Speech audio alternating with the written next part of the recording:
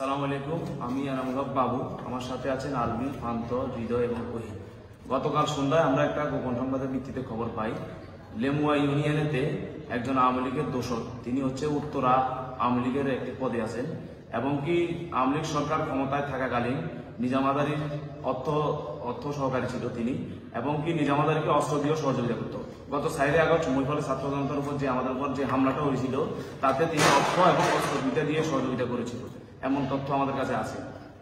এর প্রেক্ষিতে আমরা তিনি বাড়িতে আছে কিনা গিয়ে দেখতে চাই যে তিনি থাকলে আমরা প্রশাসনের হাতে তাকে হস্তান্তর করে দিব।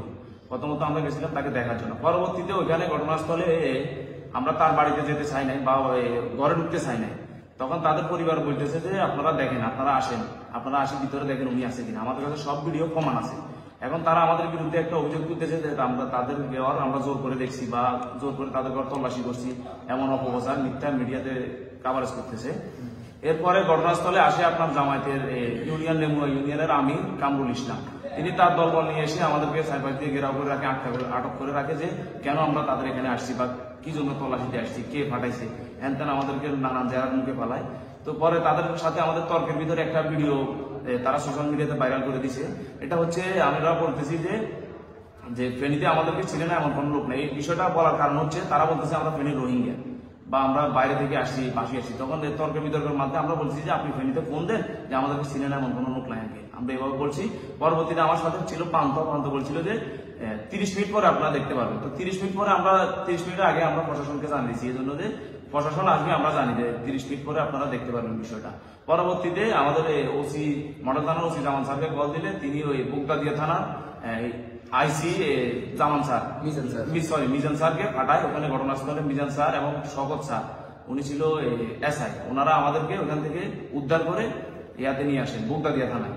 পরবর্তীতে আমাদের মডেল থানার যে স্যার ছিল, উনি ওসি স্যার, উনি ওখান থেকে আমাদেরকে মডেল থানায় নিয়ে আসার পরে তিনি আমাদের বিরুদ্ধে কোনো দোষ পায় নাই বা আমাদের কাছে যে সব সঠিক তথ্য ছিল, প্রমাণ ছিল, উনি যে আওয়ামী লীগের দোসর এবং অস্ত্রদাতা, তার আলিশান বাড়িটা দেখলে বোঝা যায় তিনি কত কোটি কোটি টাকার মালিক।